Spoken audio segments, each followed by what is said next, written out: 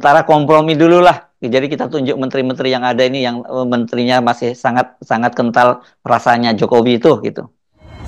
Ya kuriositas berseliweran dan jurnalis berupaya untuk tahu apa ini pasti apa tidak pasti, apa ini sebetulnya nama yang ditulis itu sekedar ditempelkan statusnya hoax atau sekedar pemancing. Kan tetap kita tahu bahwa Pak Prabowo sendiri mengatakan bahwa bahkan 5 menit sebelum diumumkan ini masih bisa berubah. Jadi tidak mungkin memverifikasi daftar itu kecuali Prabowo sendiri yang menjelaskan, kan itu soalnya. Jadi bahkan petinggi Gerindra ya paling kasih kisi-kisi lah itu, apalagi pengamat. Jadi tidak ada yang final di situ dan tidak ada yang absolut. Dan karena tidak absolut maka orang menganggap masih banyak pertimbangan non politis bahkan yang memungkinkan nama-nama itu berubah tuh. Jadi penantian ini justru menunjukkan bahwa persiapan Pak Prabowo sebetulnya belum matang itu, tetapi harus diucapkan, nanti juga diperbaiki. Itu yang saya duga nanti nama-namanya masuk, tapi 100 hari kemudian reshuffle besar-besaran lagi itu. Karena untuk mengejar agenda kenegaraan maka mesti ada kabinet. Dan untuk mengejar pelantikan kabinet itu mesti siap untuk diucapkan beberapa jam setelah pelantikan presiden kan.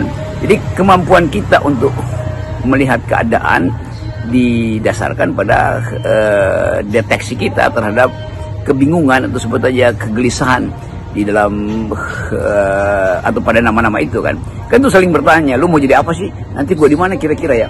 Jadi ada kasak-kusuk di situ.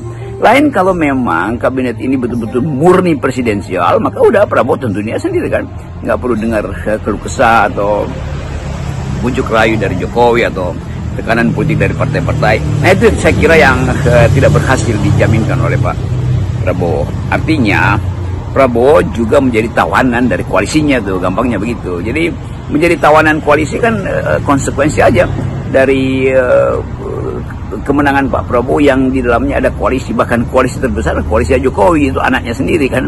Kita coba pahami itu dari sudut sebut aja dinamika politik atau political game sebetulnya lebih tepat tuh. Jadi game itu selalu menunggu momentum, dan game politik selalu hanya boleh kita pastikan selesai ketika diucapkan sendiri di dalam pidato resmi official public address dari presiden terpilih. Maka sempurnalah kegelisahan mereka yang menonton, termasuk mereka yang sudah dipanggil ke Jalan Kertanegara di kediaman Pak Prabowo. Jadi sesungguhnya apa yang terjadi saat ini, Bung Rocky? Para politisi silih berganti datang ke rumah Pak Prabowo, dan ini jadinya terkesan semacam parade para calon menteri dan para wakil menteri gitu. Tapi publik sendiri tidak begitu yakin dengan para figur yang dipanggil, dan banyak juga yang bertanya-tanya apa sesungguhnya yang terjadi pada Pak Prabowo, kok terkesan bahwa ya dia tidak berdaya gitu dalam menyusun ini. Ini nggak Prabowo banget yang kita bayangkan ya kalau dari narasi-narasi yang sering disampaikan oleh Pak Prabowo.